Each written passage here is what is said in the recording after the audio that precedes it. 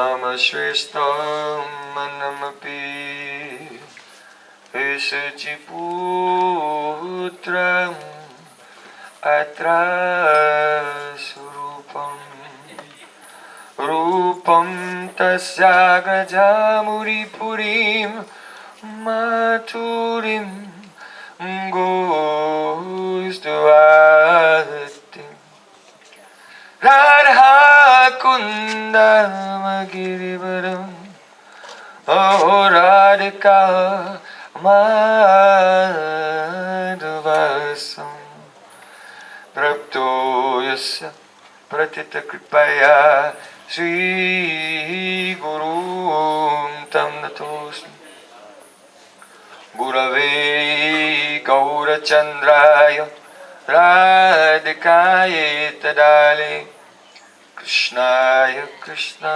Bhaktaya Tad Bhaktaya Namo Namah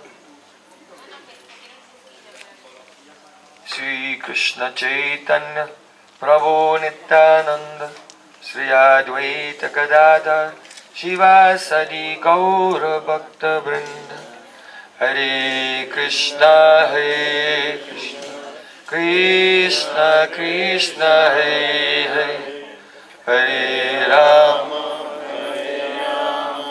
Rama Rama Hare Hare.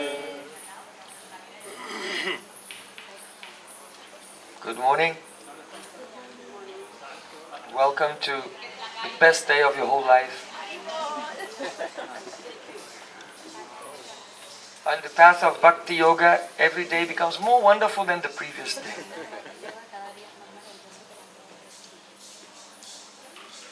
So first of all, I bow down and I offer my obeisances with affection and gratitude to my spiritual master, Srila Bhaktivedanta Narayan Goswami Maharaj.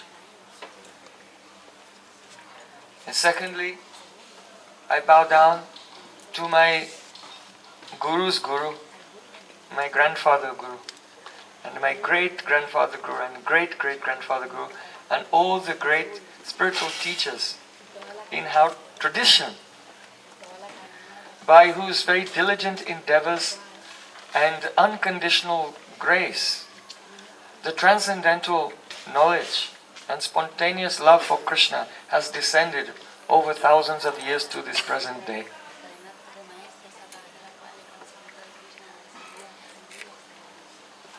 And last, I offer my pranam to all of you, my very dear brothers and sisters.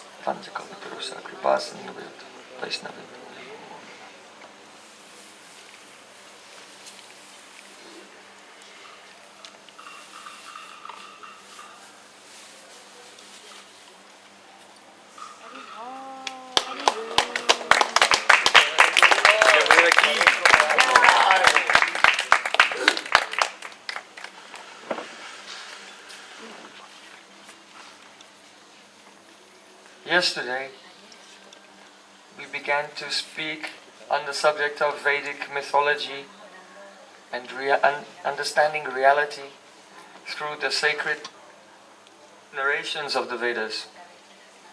Today, the seminar title is Following in the Footsteps of the Saints. But there will be a continuation. So if you were here yesterday, there will be a continuation of the topic of sacred narrative, and at the same time we'll begin a new topic. So if you were not here yesterday, don't panic. Hopefully you will understand something.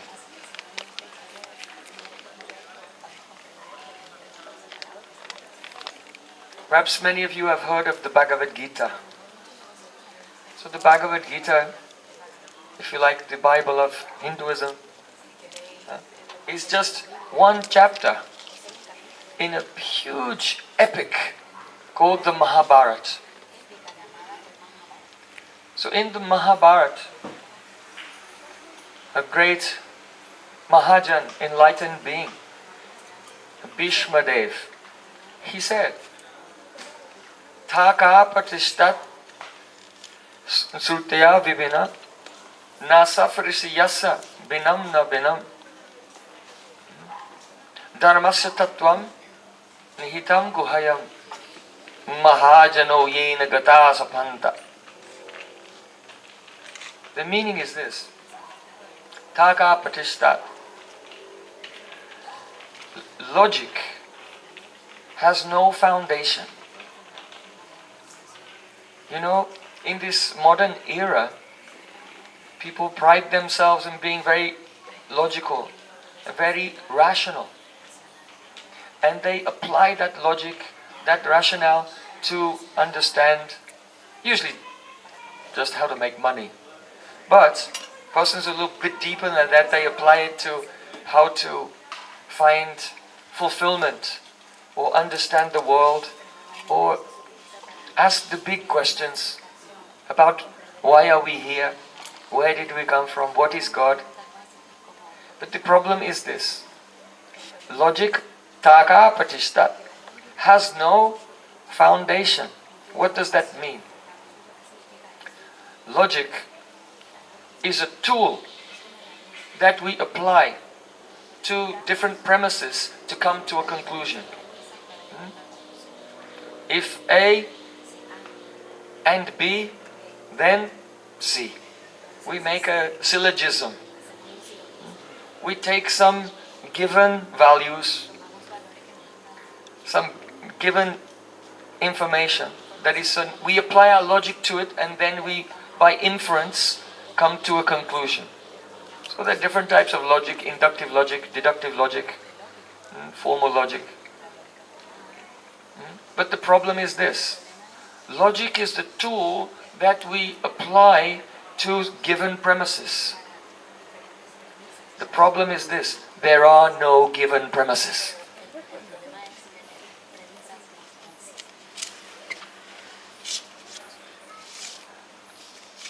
Can someone present some given premises?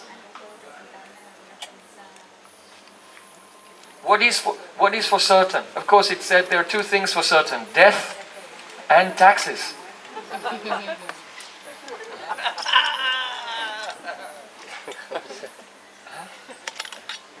But taxes, this is not a metaphysical discussion. And death, well, what does that mean? Can you define it? So the problem is this, that when the Mahabharata, and also there's a sutra in the Vedanta Sutra, Taka Pratisthanat, that logic has no foundation, means that the tool of logic cannot generate its own premises. Logic cannot generate any premises, and so therefore it has to be based on something other than logic. So it's not self-founding. It has to be based on something else. So what will we base it on? We just base it on our sense perceptions, which are very superficial, very limited, very inaccurate. We think that we are so smart, but every night we go to sleep, and when we're in a dream we think that we're awake. That's how smart we are.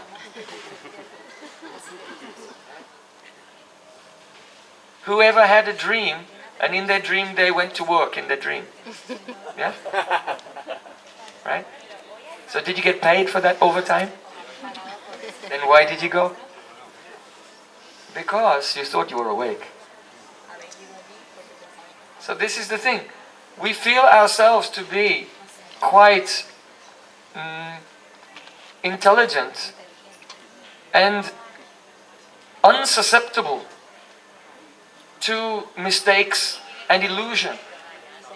But the proof comes every night when we go into a dream and we think that it's real life. That we are very, very, very susceptible to illusion. So, if you take your premises from sense perception, from the world of mistake and illusion, and apply your logic to your illusory premises, then what do you get? An illusory conclusion. Right? So here, the great saint, Bhishma Dev, the first thing he's saying, Taka Pratistat, your power of reasoning has no foundation. Just use your reason to understand that. And be humble. We have to, one of the important parts of knowledge is coming to terms with our own limitations. So, Takapatistat Srutayo Vibhina. Alright, I'm a faithful person. I'm not going to depend on my logic. I'll depend on a revelation. The scripture. So he says Srutayo Vibhina. Sruti here means the Vedas. The original 4 Vedas, Rig Veda, Samaveda, Yajurveda and the Atharva Veda. But here Bhishmadev is saying, Srutayo Vibhina. It means that when you read, and I'm not speaking only about the Vedas, the Vedic culture, but you can also look at Christian scripture or Islamic scripture, or any scripture, wherever persons can consider this is a divine revelation. He's saying, Vibhina, you will find there are many opinions, even within the one text. There are many contradictions, even within the one text. So, how will you choose which instruction to follow? Or how will you reconcile it? Oh, well, I'll use my logic. So again, we're kind of stuck. So, Na safrishi yasya matam na binam means, well, I'll find an authority. A rishi. So the word rishi means a seer. Mantra drasta, one who has a vision from his mantra. So here Bhishmadev is saying, you know how you become a famous rishi? By having an opinion different from another rishi. Because if you didn't have a different opinion, then you'd just be considered his follower and just make him more famous. And no one would know your name. Like that. So, the reason there are so many famous rishis or holy men is because they have different opinions. So in Vedic culture, you have first of all Gautam Rishi. He's the philosopher who presented the Nyaya Sutras, the sutras of logic. Then you have Kanad Rishi. He presented the Vaisheshik Sutra, explaining atomic theory. Then you have Kapil Rishi. He presented the Sankhya Sutra, describing how reality comes from a combination of male and female energies, the Purush and Prakriti. So, then you have Patanjali. Patanjali presented the Yoga Sutras. So that's very famous now here in the West. The Yoga Sutras of Patanjali. And yoga has become very popular. Then you have Jaimini Rishi, presented Purva Mimamsa. He presented the process of performing sacrifices. Perhaps you've seen. The Brahmin priests light a fire and they offer ghee into the fire. Om Narayanaya Swaha. Swaha. So different sacrifices are done to produce different effects. And Jaimini Rishi generally is presented the performance of sacrifices to accumulate good karma, so that in the future you can live a life of luxury in this world and in the next also. So then you have Vedanta Sutra of Vyasadeva. We consider this to be really the conclusion of everything. But here we're discussing that if you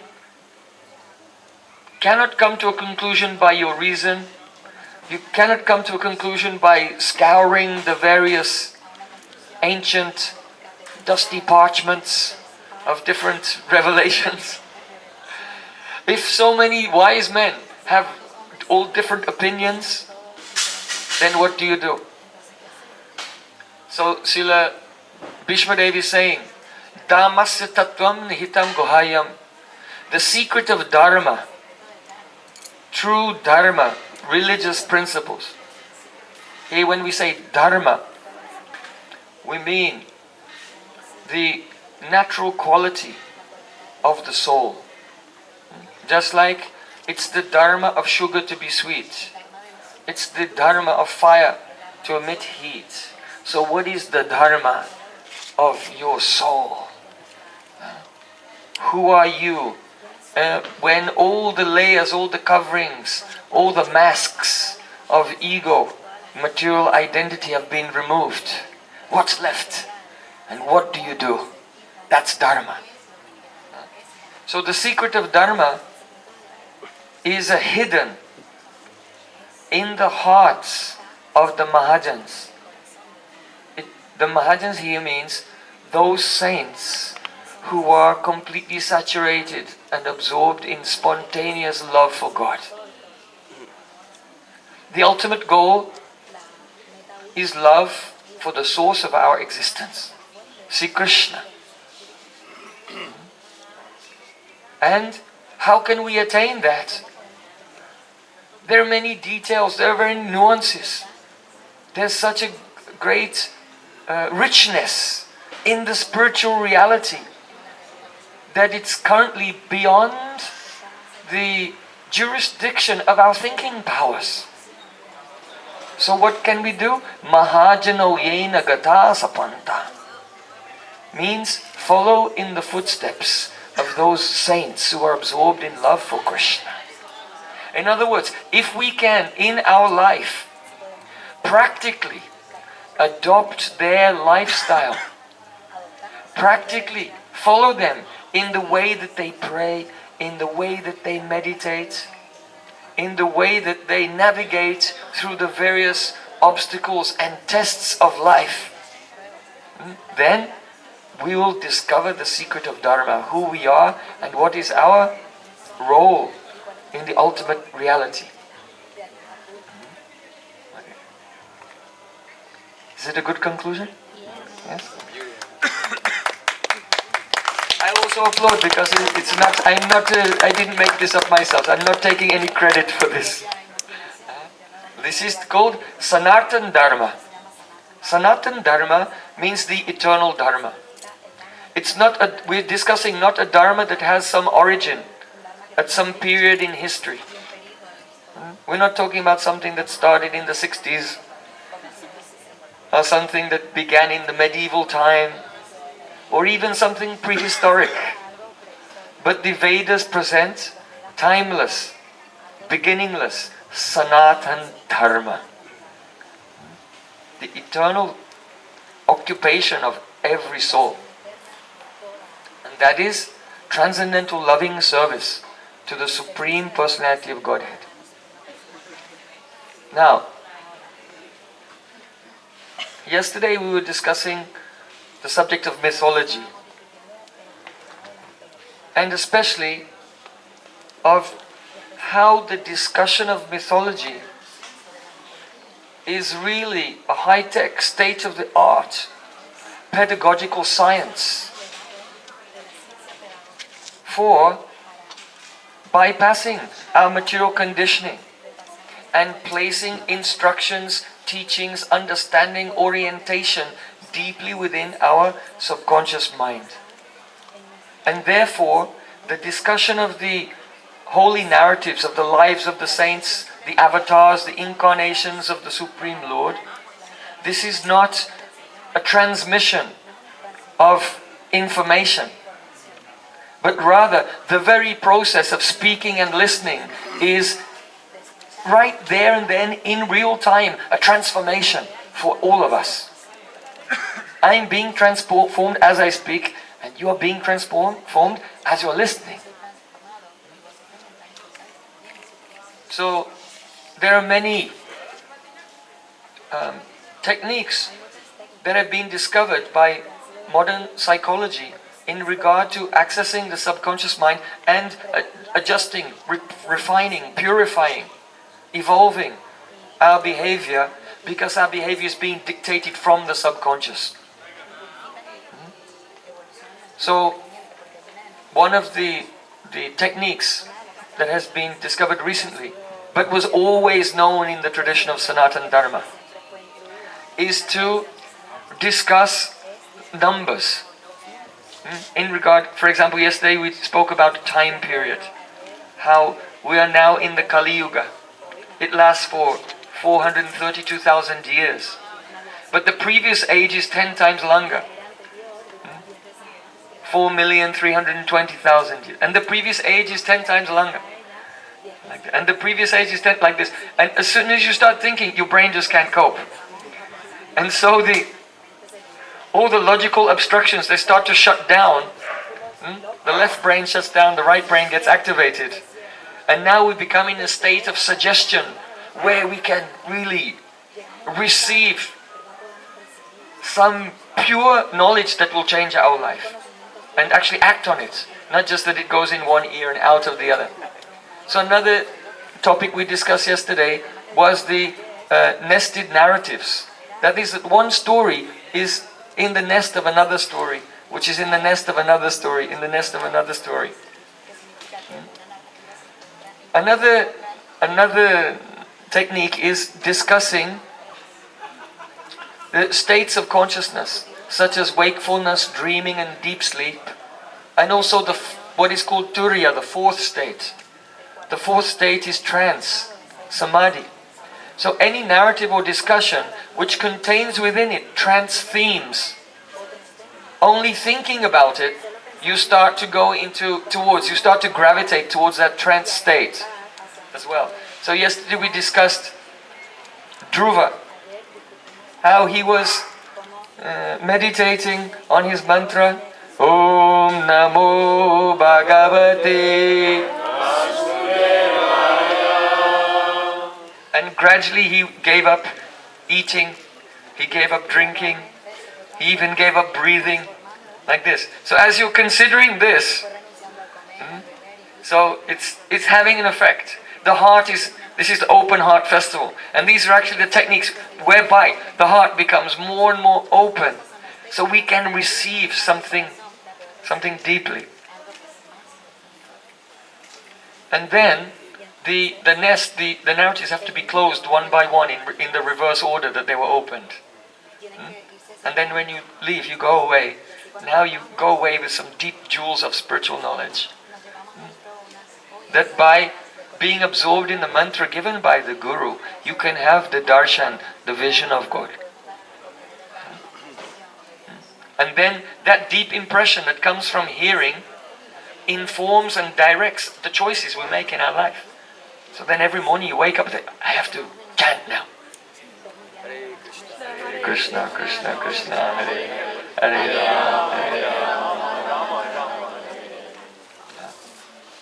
So I want to share with you another narrative, mythology. Now, one of the classical mistakes of the empiricists when they approach the ancient Vedic culture is they just assume that all the stories are simply not true. So their idea of mythology is that either, as we discussed yesterday, it's a distillation of the Jungian archetypes in the collective subconscious, which is manifesting in the form of a narrative in this plane. Or they have the idea that the story is an allegory for something else. It's symbolic for something else. Another popular mistake is that if there's any discussion of God, the Vedas describe that God actually has a very beautiful human-like form. Beautiful eyes, beautiful smile, very fragrant, very attractive. So He can embrace you, He can kiss you. So then all the egg-headed boffins say, oh yes, anthropomorphism. Anthropomorphism. That these foolish people who spoke Sanskrit, these really unintelligent persons who spoke Sanskrit, by the way. Yeah? You try to learn the Sanskrit language, right? And see how far you get. Not so easy. So anyway, these foolish people in ancient times, whose language was 1,000 times more complex than the emoticons that everyone communicates with nowadays. You know, that's how monkeys communicate, right? One monkey looks at the other one and does an emoticon.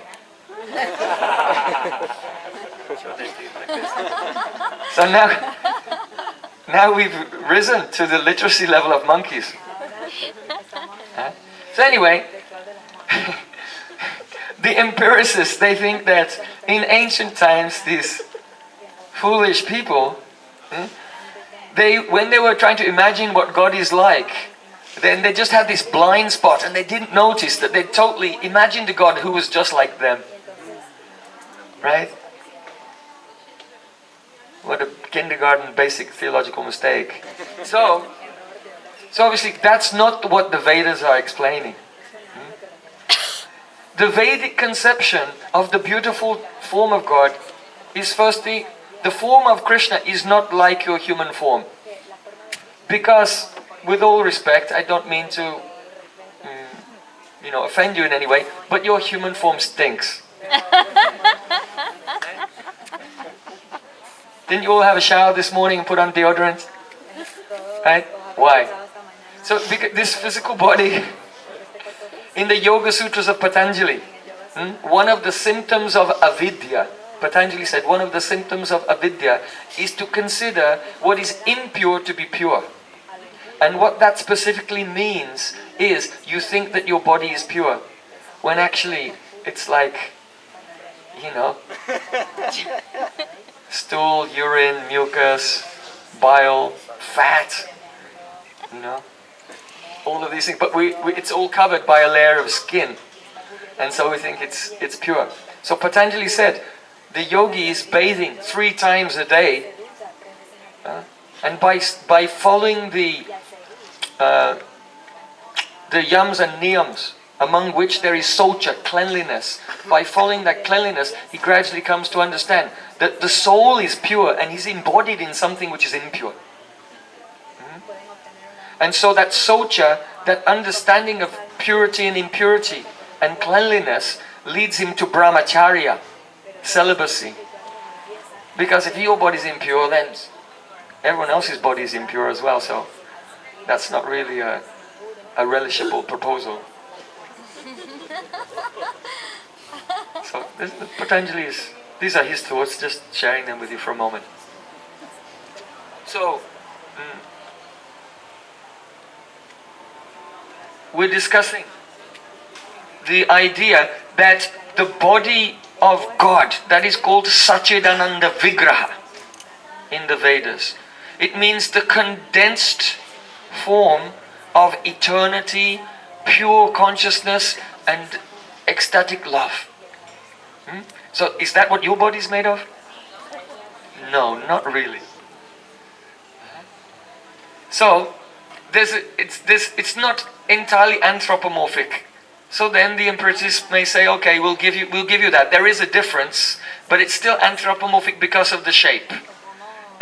Anthropos means human, and morph means the shape. So the Vedas are not anthropomorphic. The Vedas are theomorphic. Theomorphic. That means that we did not invent a God who looks like a human being, but God invented human beings who look similar to him in form. Right? So in the Bible it is said man was made in the image of God. So there's something similar about the form, but the substance is different. And in the Quran it says Inha laha kalakaha mensuratihi, which means man was made in the image of God also. So these are some of the obstacles. The idea that the narratives of the Vedas are mythological, that they're a product of subconscious archetypes, that they are sometimes in history which has been exaggerated. There may be some truth in it, but it's been exaggerated. That it's anthropomorphic, or that the whole thing is allegorical or symbolical. Right? So these are all the problems that we come. So drop all those ideas right now. The actual conclusion of the Vedic knowledge, it cannot be received in Harvard or Oxford University. The knowledge comes down in Guru Parampara, from Krishna himself to his disciple Brahma, Narad, Vyas, over thousands of years. And then we can receive the properly adjusted perspective, understanding of these narratives.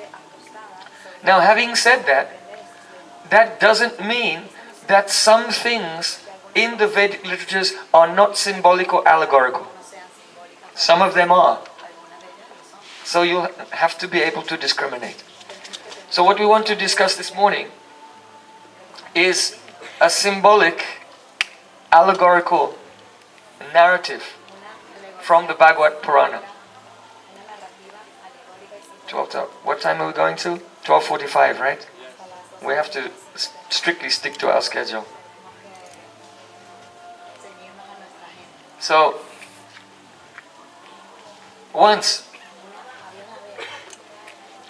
it was 5,000 years ago, the Kali Yuga was about to begin. And the sages many sages had gathered together in a forest called Naimisharanya. And they understood that now the astrological period has come, Kali Yuga, it will be disastrous. There will be so much argument, so much confusion, so much violence, hatred and cruelty will come. What can we do to alleviate the situation and give a chance to the persons who are to be born in the future to really find themselves, find happiness and find God? What can we do? So that means that those sages, they were thinking about you. They were concerned. In the thousands of years to come, how will you live? How will you find your way in this labyrinth of confusion that is life? So they sat down, and the person who was senior amongst them, his name was Sutta Goswami. They selected him, they said, "You've been enlightened from the teachings of your gurus because you have served your gurus with so much affection. So this is how you get transcendental knowledge. Not by having a very high IQ. Though those with a high IQ are not excluded from receiving transcendental knowledge. Right? But only those who serve their spiritual master with great affection, they receive the transmission of divine knowledge." So they said to him,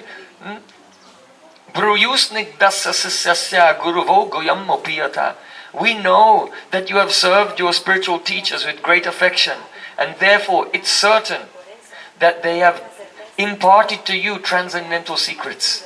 So kindly share them with us." So Sutta Goswami began to speak. And he said that some years previously there was a king named Parikshit. And he made an offense to a priest, a Brahmin, and the Brahmin tolerated, but his son became angry and cursed him. "You'll die in 7 days. In 7 days you'll die. You also will all die within 7 days. You'll either die on Saturday, Sunday, Monday, Tuesday, Wednesday, Thursday or Friday."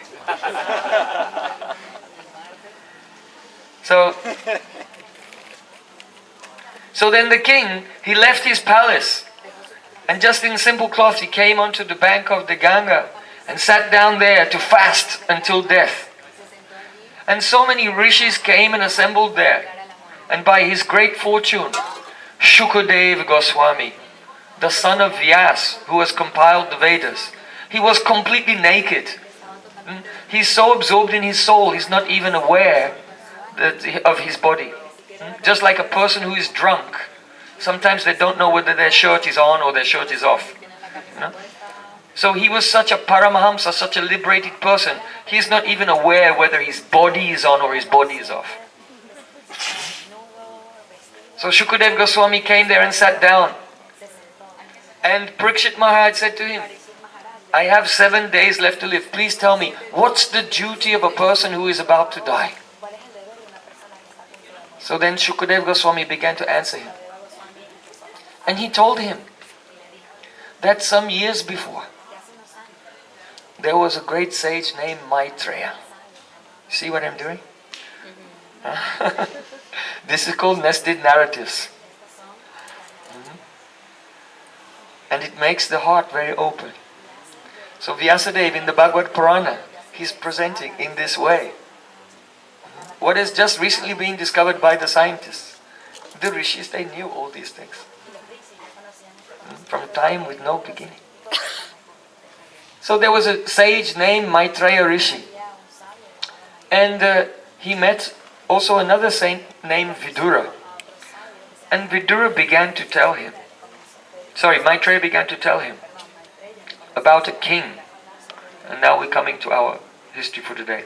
His name was Pratinabahi. Pratinabahishat. And he was always doing sacrifices because he wanted to go and enjoy in heaven.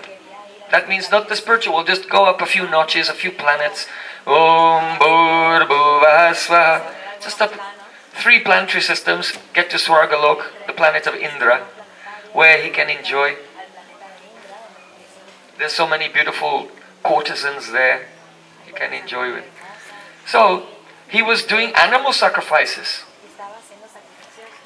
And one day the great sage Narad came to him and said, look, you want to become free from suffering and you want to experience happiness, but you're not going to get free from suffering, and you'll also not attain happiness by this process of doing sacrifice and offering animals. So then Narad, he had mystic power, and he showed the king his future. And the king looked and he saw in the sky that all the animals that he'd killed, they were all waiting for him to attack him and tear him apart in his future lives. That was the karma that was waiting for him. So the king, he began to tremble. Oh, please save me. What can I do? What can I do? So just remember that. Do not go to McDonald's or Kentucky Fried Chicken. Otherwise, in your next life, then you may also be on the menu. So, Narad, he said to that king, you have to understand that the real benefit of life is the benefit that comes to your soul. It is by avidya, by ignorance, that we identify with the external physical form. So to help you understand this, I want to tell you an allegorical story. So now this is not literal, so you can take this allegorically. But that's also another way of exposing the subconscious mind. You know, the left brain doesn't deal with metaphors. It's like, the left brain is like an accountant, basically. Right? The right brain is more like an artist. So, so through metaphorical speech, the subconscious becomes exposed. So he said that once there was a king. His name was Puranjana. And he was wandering around the earth. He was looking for a place to establish his palace. So he wandered here and there. Gradually he came south of the Himalayas. And there he saw a beautiful city. Very beautiful. It had walls all the way around it. Very solid walls. And inside there were beautiful buildings with domes made of iron, sometimes silver, sometimes gold. There were jewels lining the pathways in the streets. There were beautiful parks. And there were 9 gates leading into this city. So, what is the city of 9 gates? Your body. Your body has 9 gates. 1, 2, 3, 4, 5, 6, 7, 8, 9. Okay. And the king Puranjana means, Jan means a person who lives in a city. Puranjana. Who is that? It's you. Okay. It's the soul. It's the soul. So just follow the story now, but don't think like an accountant. Think in the metaphorical dimensions. So Puranjana wandered into the city. Haven't you wandered into this city? Yeah? You've all wandered by chance. Huh? You don't think that in your last life, when you're about to die, you're thinking, oh, God, it was terrible living in Italy. I want to live in Spain next life. Right? So then, and then you want to be born in Spain, and then so you were born. Huh? You didn't go online and think, yeah, Barcelona would be a good place. You didn't choose it. It was just by chance, or by karma, but not by your volition. Your karma, your destiny was brought you here. So you're like a king who's wandered into a city of 9 gates. So he's wandering around and he found a beautiful park. Beautiful park. And in that park he saw a very young, beautiful woman. Extremely beautiful. Very attractive eyes that were restless looking here and there. Like a wagtail bird. Beautiful eyebrows. Very red lips and beautiful teeth. Very slender waist. She was very shy. She was covering her breast with silk cloth. And he was very attracted to her. And he saw that she had 10 servants were following her. And these 10 male servants, they had so many wives, maidservants, following them in a trail behind. And there was one snake, like a cobra, with 5 heads. And that snake, that cobra, was protecting her and all of her entourage. The king approached her because he was attracted by her beauty, and he became lusty. He asked, "Who are you? You seem to be a very chaste and religious lady. Where did you come from? And who has built this marvelous city?" That young woman was attracted to the king. She said, "Oh, powerful hero, I don't know my name. I don't know who I am or where I came from. And I don't know who built this city. The only thing I know is here and now." Who is this woman? In Sanskrit, she represents buddhi. Buddhi means the material intelligence. You see? Material intelligence. So that means that when our soul wanders into the city of this body, then because we want to enjoy, we make a partnership with our material intelligence. Now, every human being, atato brahma jigyasa, every human being is meant to inquire about the ultimate truth, the nature of reality. So that soul will say, "Who are you? Who made this city? Where are you from? Who's your father? Where are you going?" But when you ask your material intelligence says, "I don't know." But your material intelligence said, "But I know here and now." And because you want to enjoy, so then a partnership comes between the soul and the material intelligence. Alright, well, let's just forget all those questions. That's not so important, like, who am I, where am I from, and what is existence? Let's just put that on the back shelf for some time and enjoy. She has 10 servants. They're male servants. Who are they? Our 10 senses. Because in order to enjoy, we need some assistance from our 5 knowledge-acquiring senses. To see, hear, touch, taste and smell. And 5 working senses to grasp, mobility, procreation, so on. The power of speech. So her 10 servants were the 10 senses. And those 10 senses, they were male and they had so many wives following behind.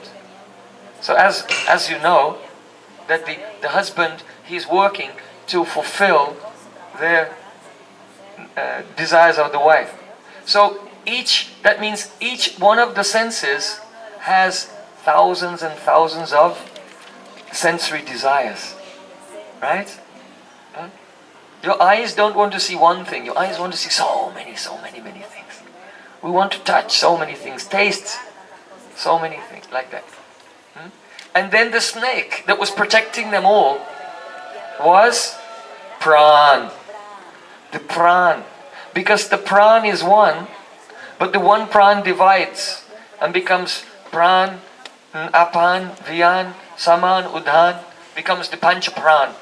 Like that. Pran is actually one, but it takes 5 functions. And that Pran is protecting. Actually, without Pran, your buddhi, your intelligence can't function, and your senses can't function. So he was like a general of an army, and he was protecting everything. So then, the Puranjana and that young lady, they decided to become a couple. So they became a couple, and they began to enjoy in the city of 9 gates. And he was so attached to her that whenever she was sleeping, he slept. When she woke up, he woke up. When she went for a walk, he went for a walk. When she was singing, he was singing. When she was gossiping, he was gossiping. Whatever she did, he was doing the same thing. What does that mean? Krishna has given an example of this. Krishna gave an example. A child sees a dancer. So let's say there's a dancer or a clown, someone decorated in bright clothing and makeup and everything. If a child sees that, the little toddler goes and like that, just completely fascinated. So then, if that clown or that dancer will go like this, then the child will go like this. If the clown will jump, then the child will jump like this, because the child becomes so absorbed. He just naturally imitates whatever that dancer is doing. So in the same way, when the soul is in ignorance, the soul naturally just goes along with whatever the buddhi, the intelligence, comes up with. So what's happening here while you're hearing this narrative, this allegory, this metaphor? What's happening? Gradually, your buddhi, your intelligence, which for many lifetimes you were being following and identified with and completely thought it was actually you. And the body you thought was you. Simply by hearing the narrative, now the vivek is developing. That means discrimination.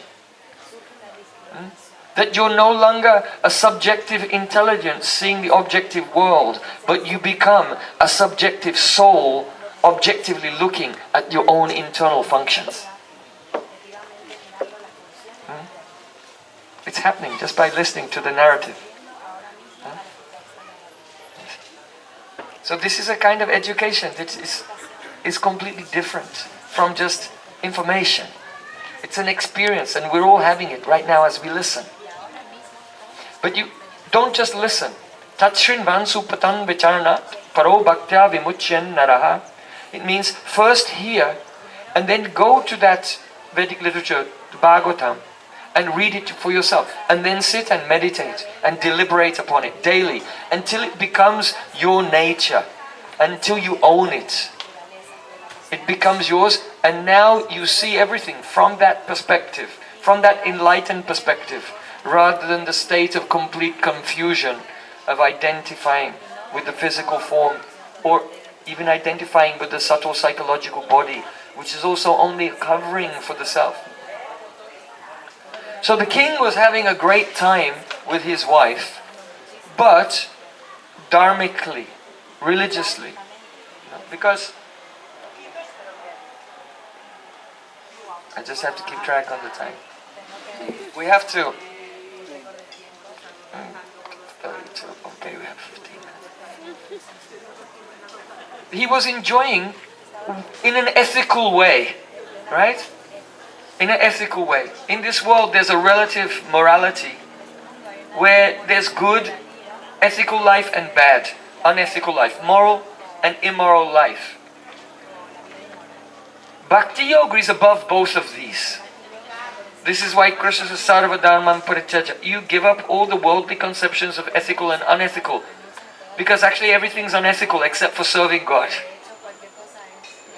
But for those who have not risen to that level yet, at least they should try to be more moral or ethical than immoral. Because immorality will bring bad karma, suffering. And the morality will bring good karma. Bhakti brings no karma. We want to go above karma. But if you're not going to be on the transcendental path, at least avoid suffering. So along with his wife, his lawfully wedded legal wife, he was enjoying in a religious way, if you like. But one day he decided to go out of the city to go hunting. And he went into the forest. And he was just having a great time with his bow and arrow, shooting tigers, bears, porcupines, deer, rabbits, anything, you know. It's a big thing, right? Hunting. I don't know if it's big in Spain, but in America, it's like so many people every weekend they go just killing defenseless creatures with powerful guns. So he was having a great time hunting.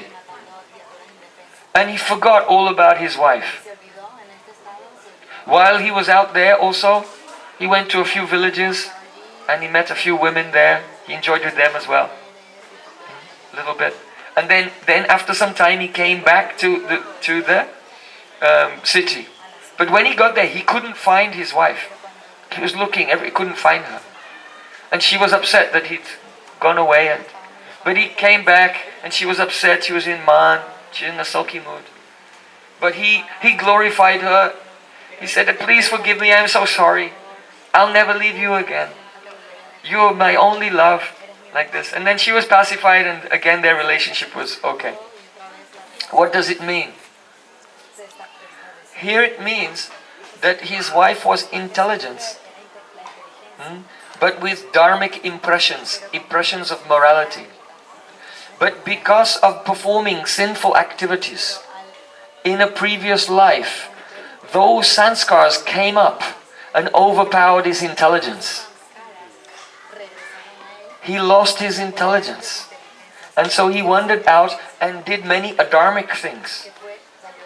But those samskars, those impressions from past lives, took over his life for some time. And then he realized, where is my intelligence? What am I doing? And he repented, he ran back to the city and he was looking for his wife. That means he was trying to be on the religious path again. So we see this very often in everyone's life. They try to be religious, be moral and follow a path, but just somehow or other they just wander off and I think what I'm doing, they wander back again. Like this. So here in this allegory, it's exactly showing psychologically how it happens. How the samskars from the previous life separate you even from your material good intelligence. We're not even speaking about the spiritual, even from the material good intelligence. But after that experience, a person may repent and then come back again. So then, he came back and his life was good. But while he was enjoying, he was not attentive to the geopolitical situation. And there was another king named Chandavega. And Chandavega had a huge army. And this army was led by 360 Gandharva soldiers. Very powerful warriors. And so while the king was just enjoying himself, not paying attention to what kings have to do in statecraft. You know, Bhishmadev said about statecraft. He said, at the time of war, a king has to be fearless. And at the time of peace, he has to be full of fear. That means that at the time of war, the king cannot have any fear. But at the time of peace, he has to act as if everyone's plotting against him and take precautionary measures. So this is the niti of statecraft. in the discussion between Bhishma and Yudhishthira Maharaj. So it's not so relevant to you because I don't think there are any kings here. Sometimes some kings come into our class, like Sadhu Maharaj in Vrindavan, the king of Munger. And sometimes the king of Jagannath Puri, right? We had a class with him just not long ago. So sometimes it happens. No kings today. No? So excuse me, that was a little digression. So anyway, Puranjana, he wasn't paying attention. And King Chandaveg came with 360 Gandharva generals, soldiers, and all of their assistants, and they began to lay siege to the city. They began to smash the walls. So then, the five-headed snake, the general of the internal homeland security, he began to fight against the warriors of Chandavega. But gradually, he was being slowly overpowered. What does it mean? Chandaveg means flowing quickly. Who is flowing quickly? Time. While your soul is living in this body, and you're thinking, oh, the sun is shining, everything is great, and you're enjoying, but time is coming. With 360 soldiers, that means 365 days of the year. And each day is attacking your city. And you can fight for some time. Who's fighting? Your pran. You try to keep your energy. But after this war, from the age of 50, after that you can fight for a few years. But then you start to become weak. And each day is taking away your strength. Like this. So gradually, the pran, that is the snake, was losing the battle. The walls began to be smashed. The streets began to be smashed. The palaces, the various features of the beautiful body began to collapse with time. So, time had a daughter, Kalakanya. So Kalakanya came. And she was married to a personality. Her husband's name was Bhai Fia. So time comes and attacks you. And his daughter, Kalakanya, means old age. Because you can stay strong for some time, by time, but old age will come. And her husband is by fear, existential fear. So gradually the walls were smashed, and Kalakanya came into the palace of Puranjana and embraced him. Who's feeling the embrace of Kalakanya? Anyone? Yeah? Okay. Can't run so far these days, huh? Can't bench press so much these days. So gradually all the strength, everything going down. And Kalakanya embraced Puranjana.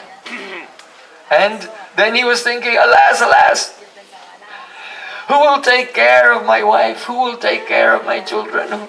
Like this. And he became totally absorbed in thoughts of his world, his worldly thoughts. And Kalakanya took him out from the city. And then, in his next life, he became a woman. So he wasn't called Puranjana anymore. He was called Puranjani. Puranjani. Female Puranjana. So soul is not maturely male or female. In one sense, the soul is female in relation to Krishna because he's the Purusha and we're all Prakriti, he's Shakti. Metaphysically. But the soul has no material male or female. So, but because he was thinking of the form of a female, then, as Gita said, Yam yam vapis parambhavam chhadyatyanti kalivaram tam tama evaiti kontaya satatad bhava bhavitaha. Whatever you meditate on in the last moment of your life, then you will become exactly like that. Therefore, it's very important to remember Krishna at the last moment of life. So many people say, I'm going to do whatever I like, and when I'm about to die, I'll just say, Krishna, Krishna. But it doesn't work like that. Because when Chandavega attacks you, and Kala Kanya comes to embrace you, then all the things, your life flashes before your eyes, and all the things that you did in your life, they'll fill your mind. So, if what you did with your life was every day, you were singing and dancing, Hare Krishna, Hare Krishna, Krishna Krishna, Hare Hare, Hare Rama, Hare Rama, Rama Rama, Hare Hare. Then all these thousands of kirtans will go in your mind. How will you not remember Krishna? You must remember Krishna. Understand what we're doing? Huh? There's some method in our madness. You may not understand what we're doing, but I'll tell you what we're doing. Mahajano yena gadasa panta. We're following the path of the previous saints who know what is the accumulative results of this devotional life. By this, though it seems very simple, be with devotees, sing, chant the holy names of Krishna, hear Bhagavad Gita, hear Srimad Bhagavatam, hear these discussions. Try to live a purified life as much as you can. Engage in kirtan and extend that kindness to others. Use your whole life, your whole energy for this. And you will see the result. That at the end, then Chandavega, that is time, and Kala Kanya, old age, they will not touch you. Because they can only touch this body. But you are not identifying with that. You will realize your soul and become free from the network of Maya and be elevated to the Goloka Vrindavan, the divine plane of eternal love for Sri Krishna. So we're going to complete there. Thank you very much. Hare Krishna.